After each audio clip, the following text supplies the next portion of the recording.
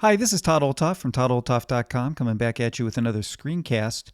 And this week we're going to continue our look at OwnCloud as a replacement for some of the services that are available on macOS server that won't be available in future releases. And so what I thought I'd do in this screencast is walk you through some of the settings and also how to actually connect OwnCloud to your Open Directory that you may have set up in macOS server.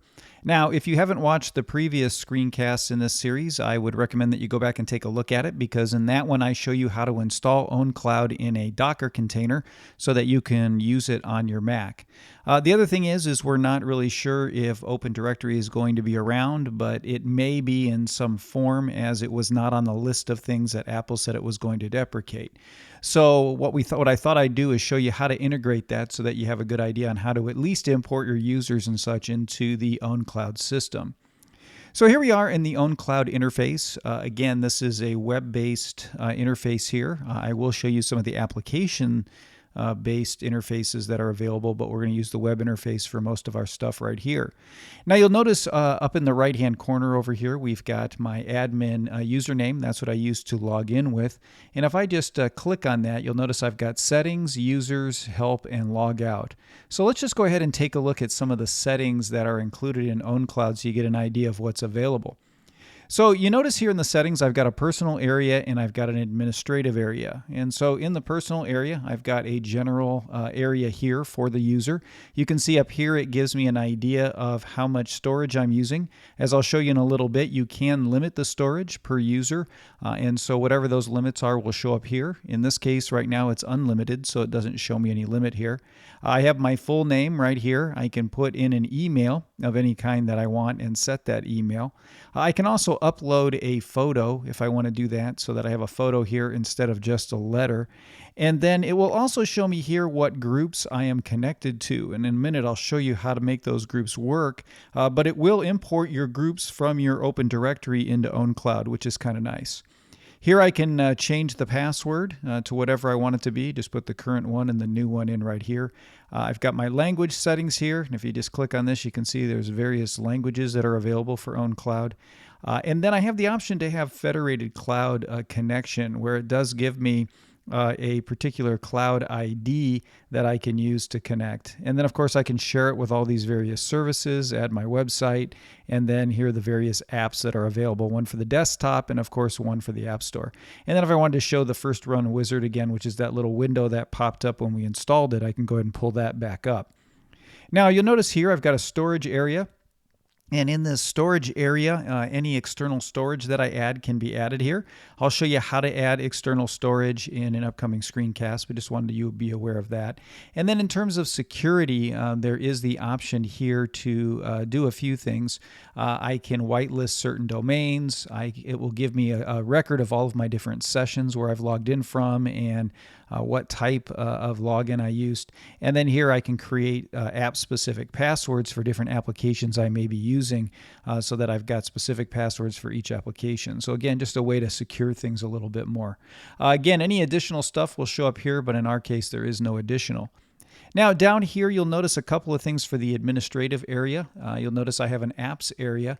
And if I just click on the apps area here, what this does is it shows me all of the applications or plugins that I have in OwnCloud. It'll show me the ones that I have available, and it'll tell me where they're installed from. You can see all these different ones, and you can see whether they're official plugins or approved plugins that have been added. So every single one of these has been added ahead of time, with the exception of the Open Directory integration, which I'll show you how to get that in a minute. I've already added it here, but I'll show you how to get that. So this is where you would view all of your different applications. They would show up in this area right here. Okay, after applications, I can just click on General here. And if I just click on the General area, you'll notice that I've got a few different things that I can use here. And you'll notice at the top, it gives me some suggestions. You can see some of these security and setup warnings that are here. Again, it just shows that you might want to have transactional file locking to be configured, and all that information. Enable different system cron method. It recommends adding HTTPS, and it has little documentation pointers at the end of each of these different things that allow you to set them up. And there are some installation guides here that you can follow as well. You can see here we can use an email server if I want to send out emails, and you notice these little eyes I can hover over that will open documentation as well. I can send this to PHP or an SMTP server, and if I did that, I would just need to put in all the information for an SMTP server that I'm using. And this would be used for things like if OwnCloud was sending you information on your OwnCloud server, or if it was sending updates for shared things and that sort of thing. You would put all of this in here, and then you could test the email here to make sure everything's going through. I can also generate a configuration report. I've got mail templates that I can set up depending on what's here. Again, if I just click on create a theme, it'll take me to the documentation on how to theme particular emails. Again, there's a lot of code involved in some of these things, but just wanted to show you that that's available. Let me just close that down. Down here, I've also got the different updater information. I can do stable, daily, beta, or production updates. And so I'd recommend using the stable one to keep that in place. And then here are the different members you can notify of available updates so that they can make sure they update your own cloud instance. Here are the different cron jobs. You know, right now it's Ajax. Again, they recommend using the system cron setting. And so we'll go ahead and just click on that and just change it to the system cron like it suggested up here at the top that we do that. Let me just scroll down here. Again, you can view your logs here and download your log file. Then it gives you information about your system status here. So that's the general area. Then we've got a storage area, and this is where we would set up enabling external storage. If we just click on that, you'll see that it allows us to add that. I'm going to go into detail on how to add external storage in a minute so that you can see where to put that stuff. So that will be in a future screencast. So let me just uncheck this. Yes, I want to disable it. Now, user authentication, I'm going to skip for right now. I've got encryption that I can do, so I can set up server-side encryption if I want to do that, and I can enable that. I'll show you that when we talk a little bit more about security. And then I've got sharing here, and so this is, again, how I want to allow sharing to take place, whether I want public uploads to be allowed, federation, and federation cloud sharing and all that kind of stuff is in here as well. So I can put some rules around how sharing works. And then I've got some helps and tips and then any additional stuff, which I don't have anything right now. So that's kind of a rundown of all the settings. Again, a number of different things that you can do to set up your server. Again, if you're not an admin, your normal users will not see this panel at all. They will only see these things up here on the top.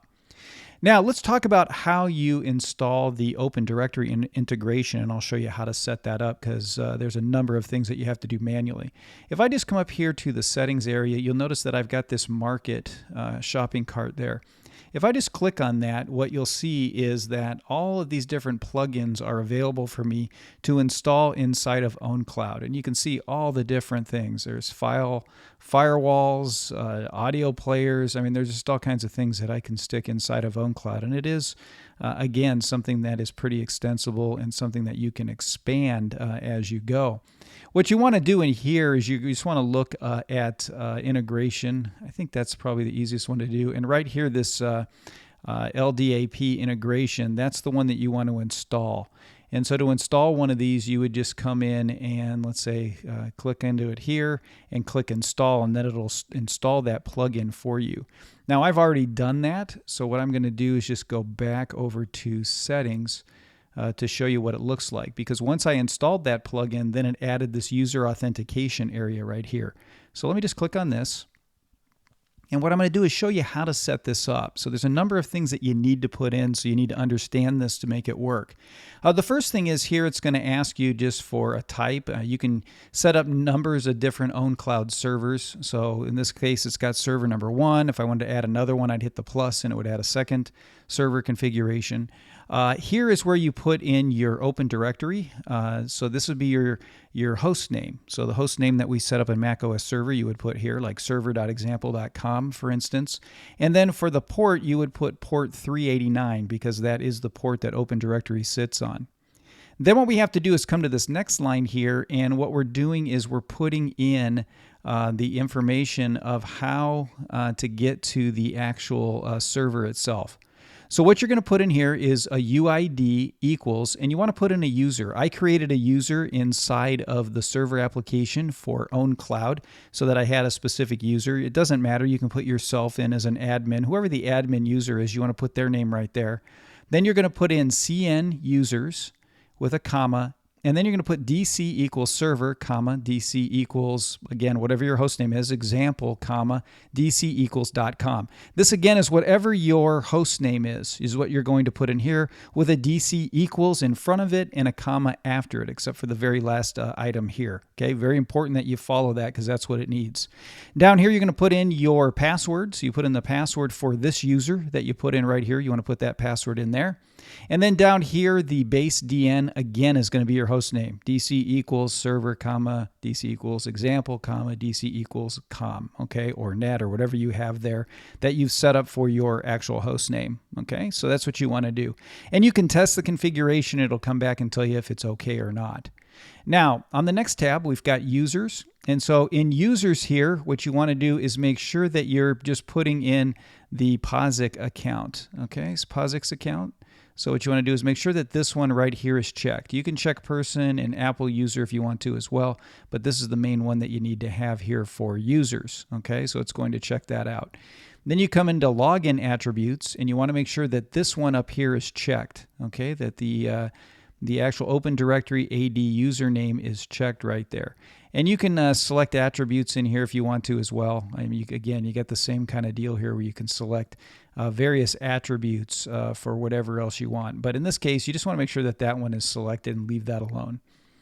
On the next one here, oh, and one thing you can do is you can test it right here with a user that you know you have in your Open Directory and verify the settings.